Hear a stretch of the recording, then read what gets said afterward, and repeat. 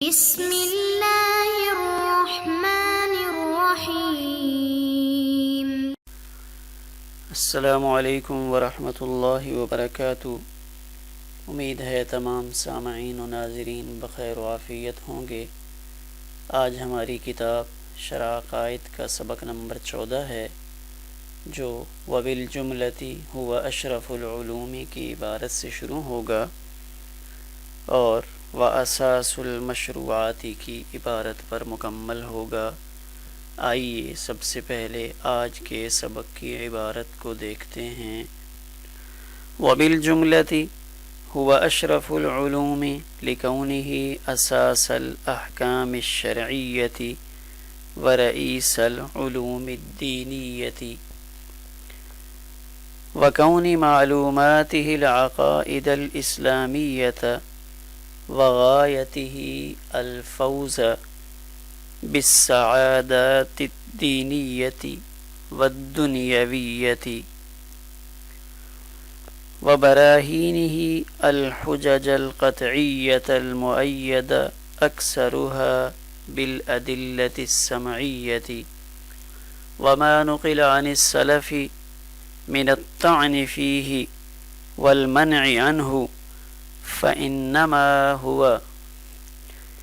للمتعصب في الدين والقاصر عن تحصيل اليقين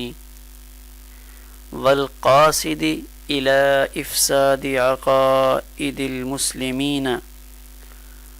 والخائز فيما لا يفتقر إليه من غوامز المتفلسفين وإلا فكيف یتصور المنع عما هو اصل الواجبات واساس المشروعات۔ آئیے اب اپنے سبق کی عبارت کا ترجمہ دیکھتے ہیں۔ وبالجملۃ خلاصہ کلام یہ ہوا، هو اشرف العلوم کہ متقدمین کا علم کلام ہو یا متاخرین کا، وہ علوم میں سے اشرف ہے۔ کیوں؟ اس کے احکام شرعیہ کی بنیاد ہونے کی وجہ سے اور علوم دینیہ کا رئیس ہونے کی وجہ سے اور اس کی معلومات کے اسلامی عقائد ہونے کی وجہ سے اور بغایت ہی اور اس کی غایت دینی و دنیاوی سعادتوں کے ساتھ کامیاب ہونے کی وجہ سے وبراہینی اور اس کے براہین ایسی قطعی حجتیں ہونے کی وجہ سے جن میں سے اکثرها بالادلۃ السمعیۃ، جن میں سے اکثر کی تائید نقلی دلائل سے بھی ہوتی ہے۔ وما نقل عن السلف، اور وہ جو سلف صالحین سے اس کے بارے میں طعن اور اس سے منع کرنا منقول ہے، وہ اس لیے انما هو للمتعصب، جو دین کے سلسلہ میں متعصب ہو اور یقین کے حاصل کرنے سے قاصر ہو، اور والقاصد الی افساد عقائد المسلمین، اور مسلمانوں کے عقائد کو خراب کرنے کا ارادہ رکھتا ہو، والخائز، اور جو فلاسفہ کی ایسی باریک بحثوں میں گھسے کہ جن کی ضرورت نہ ہو۔ وإلا فكيف يتصور المنع،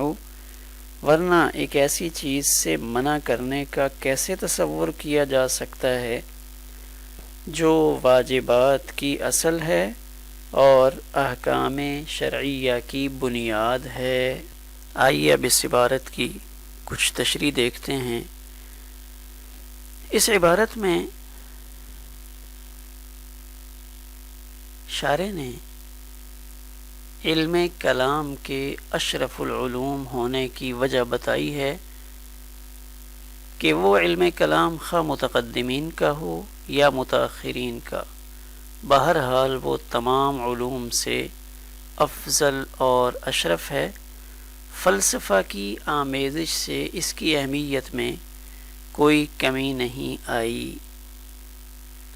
اس کی 5 وجوہات شارح علامہ تفتازانی خود بیان فرما رہے ہیں۔ پہلی وجہ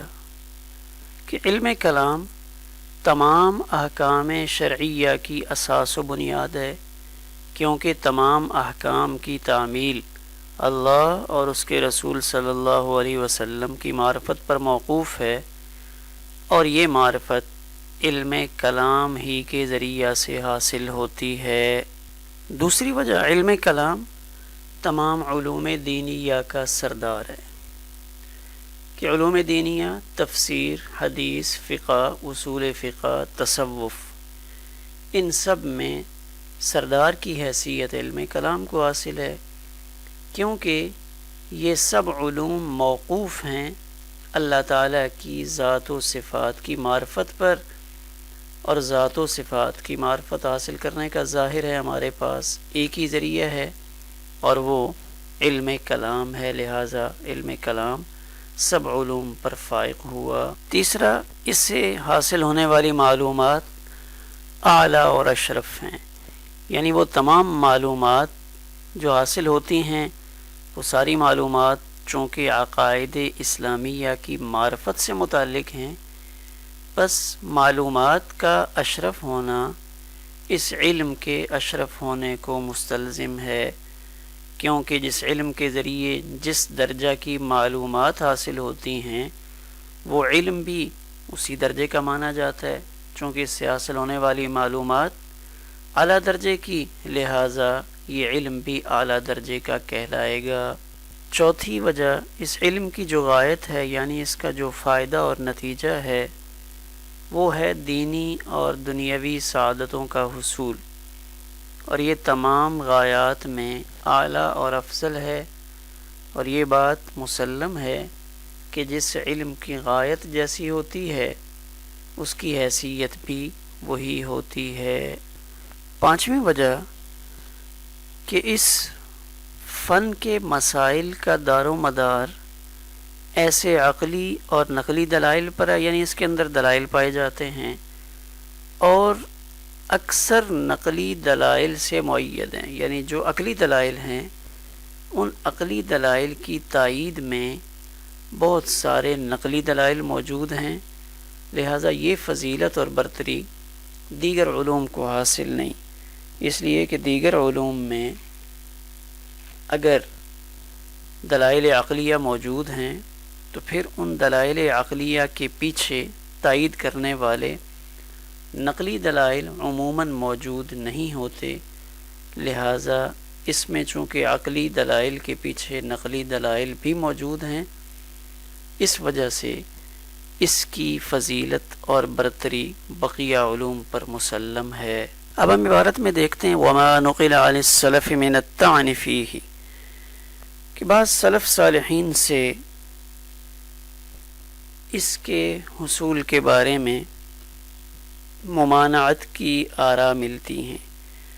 جیسے امام ابو یوسف رحمۃ اللہ تعالی علیہ اور امام ابو شافعی رحمہ اللہ تعالی علیہ اور کچھ حضرات کی طرف ممانعت کے اقوال منقول ہیں۔ تو علامہ تفتازانی یہاں اس کی وضاحت کر رہے ہیں کہ وہ جو سلف صالحین سے اس کی ممانعت کا قول ملتا ہے یا والطعن فیہ، اس میں انہوں نے طعن کیا اور اس سے منع کیا، تو وہ منع کرنا عام نہیں ہے، بلکہ وہ ممانعت مخصوص ہے 4 قسم کے لوگوں کے ساتھ۔ ان میں سے پہلا المتعصب فی الدین، جو دینی معاملات میں تعصب کا اظہار کرے۔ تعصب سے کیا مراد ہے؟ یعنی حق کے ظاہر ہونے کے بعد بھی ضد اور عناد کی وجہ سے حق کو قبول نہ کرے، تو یہ پہلا شخص ہے جس کے لیے ممانعت کا قول کیا گیا ہے۔ دوسرا والقاصر عن تحصیل الیقین، یعنی وہ شخص جو اپنی قوت عاقلہ کے کمزور ہونے کی وجہ سے یقین حاصل کرنے سے عاجز ہو اور شکوک و شبہات میں مبتلا ہونے کا قوی اندیشہ ہو، تو ایسے شخص کو بھی منع کیا۔ تیسرا شخص والقاصد الى افساد عقائد المسلمین، جو عام مسلمانوں کے دلوں میں شکوک و شبہات پیدا کر کے ان کے عقائد کو بگاڑنا چاہتے ہو، یعنی لوگوں کے عقیدوں میں خرابی پیدا کرے، تو ایسے شخص کو بھی اس میں داخل ہونے سے منع کیا گیا۔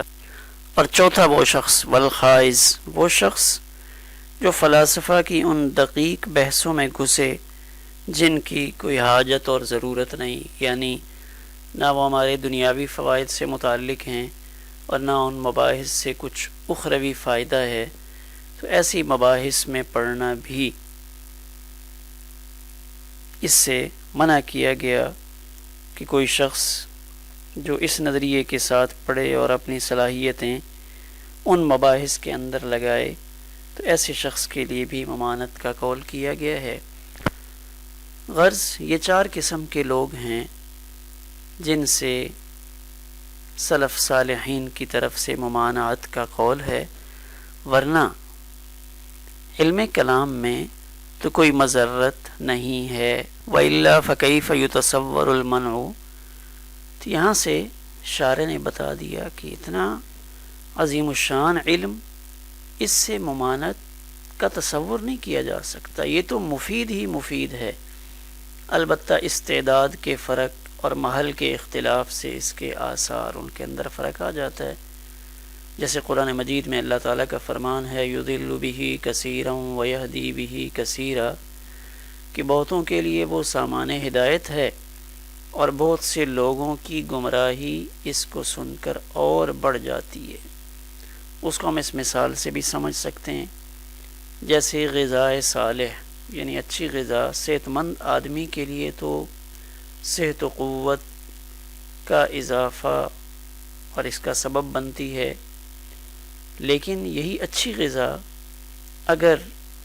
ایک ایسا شخص جس کا ہاضمہ خراب ہو اس کو کھلائی جائے تو غذا تو اچھی ہوگی، لیکن اس کی بیماری اور بڑھ جائے گی اور اس کے پیٹ کے اندر گندگی اور زیادہ پیدا کرے گی۔ تو بسا اوقات یہ زیادہ مہلک ثابت ہوتی ہے، ورنہ غذا اپنی ذات کے اعتبار سے مفید اور نقصان دہ نہیں، لیکن محل اور استعداد کی خرابی کی وجہ سے یہ غذا نقصان دہ بن گئی۔ بالکل اسی طرح علم کلام بھی نفع بخش علم ہے، مگر بیمار ذہن اور روگی ذہن کے حق میں یہ زہر قاتل ثابت ہو سکتا ہے۔ اللہ تعالیٰ کا ارشاد ہے سورۃ التوبہ میں فَأَمَّا الَّذِينَ آمَنُوا فَزَادَتْهُمْ إِيمَانًا وَهُمْ يَسْتَبْشِرُونَ، یعنی اللہ کا کلام سن کر مومنین کے ایمان میں تازگی اور ترقی ہوتی ہے اور قلوب مسرور و منشرح ہوتے ہیں۔ اس کے بعد منافقین کے بارے میں فرمایا وَأَمَّا الَّذِينَ فِي قُلُوبِهِم مَّرَضٌ فَزَادَتْهُمْ رِجْسًا إِلَىٰ رِجْسِهِمْ وَمَاتُوا وَهُمْ كَافِرُونَ، یعنی جن کے دلوں میں کفر و نفاق کی بیماری اور پلیدی ہے، ان کی گندگی اور پلیدی میں اور اضافہ ہو جاتا ہے، یہاں تک کہ یہ بیماری ان کی جان ہی لے کر چھوڑتی ہے۔ تو اللہ پاک کا یہ بیان مذکورہ مثال کے بالکل مطابق ہو سکتا ہے اور ہو بہو اسی پر منطبق ہے۔ ہمارا آج کا سبق اسی پر مکمل ہوا۔